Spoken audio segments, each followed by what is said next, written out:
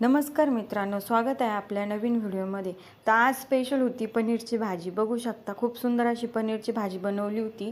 तर त्यासाठी मी घेतलं होतं एका कढईमध्ये भरपूर असं तेल। आता ते तेल तापलं की त्याच्यामध्ये आपण एक दालचिनी आणि कढीपत्ता घालायचा आहे। तुम्ही हवं ते दुसरं काही घालू शकता, लवंग वगैरे। आता इथं मी 5 ते 6 कांद्याची पेस्ट केली होती, कच्च्या कांद्याची, ती मी इथं घालत आहे। आता ती मस्तपैकी तेलामध्ये फ्राय करून घ्यायची आहे, गुलाबी कलर येऊपर्यंत।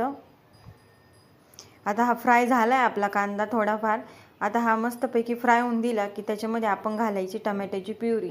तर इथं मी मोठे 4 टमाटे घेतले होते, त्याची मस्तपैकी पेस्ट करून घेतली आणि ती मी ह्याच्यामध्ये घातली आहे।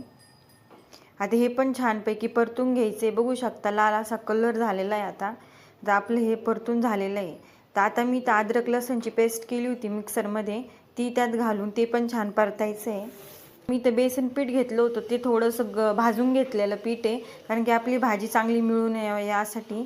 आता मी तर हळद, लाल तिखट आपला घरगुती वापरलं आहे आणि आपला पनीर मसाला मार्केटमध्ये मिळतो तो मी 1 पुडी अख्खी घातली आहे आणि तो पण छान आता मस्त परतून घ्यायचं आहे।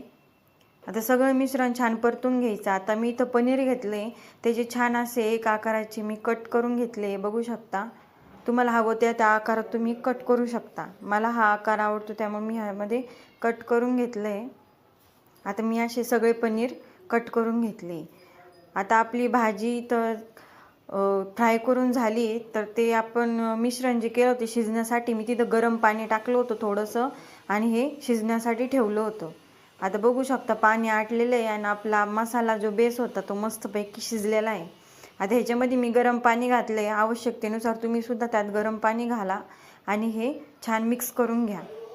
आता चवीनुसार त्यामध्ये पाणी आणि मीठ घालून घ्यायचं आहे आणि आपली भाजी थोड्या वेळ उकळण्यासाठी ठेवून द्यायची। आता आपल्या भाजीला थोडी उकळी आली होती, मग आपण जे पनीरचे कट केले होते मी ते त्यामध्ये घातले सर्व आणि छानपैकी आपली भाजी आता शिजण्यासाठी ठेवून दिलेली। आता बघू शकता भाजी काय सुंदर असा कलर आणि सुगंध तर अप्रतिम आला होता। मस्त अशी भाजी आपली तयार होत होती, बघू शकता तुम्ही।